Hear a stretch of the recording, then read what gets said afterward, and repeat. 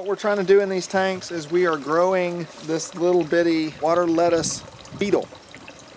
It's Neohydrominus affinis, but it basically, when you look at the leaf and it looks like it's been shot with a shotgun, that's that bug, and that is an introduced bug that's feeding on it.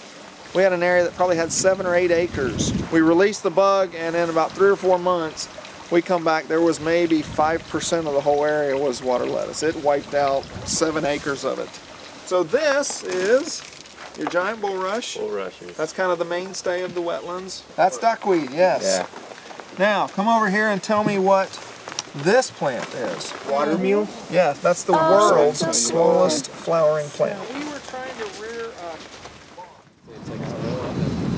Right here on your right is where some of the water is coming back from the south side of Wheeler Road. We have 400 acres across Wheeler Road, which is the road you drove in on. And it is working its way through the wetlands. So that's about midway through the wetlands, that boil that you just saw. So that's Coreopsis. That is your Florida state wildflower. And you can also see some fire scars, some of the black fire scars on some of the trees. And that's when we've done controlled burns on the cattails underneath them. So it basically kills what was alive, but it consumed everything that was dead. Iron Bridge had to shut the pumps down. So right now, none of the water's coming out here. It's all going to the little econ. So imagine, if you will, that there's about 6 million gallons a day bubbling out of there. It would honestly look, there's enough water coming out here that we would be a first order magnitude spring. Honestly, this is the clarity of what's coming in.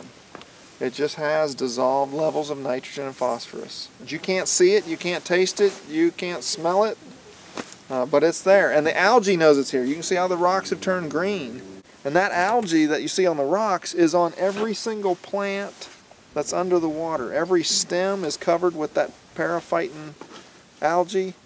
And that honestly has been shown to do more work in removing nutrients than the plants themselves. This is all frog's bit with some water lettuce. So the pale yellowy green, that's the water lettuce, and then the taller one is the frog's bit. Mixed in, you've got lots of giant bulrush and some cattails here on the edge. And this is why we call this Alligator Alley.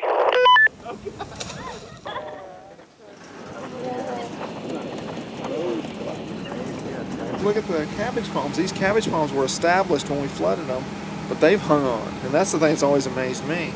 A lot of them died, but we still have these stragglers that are hanging on.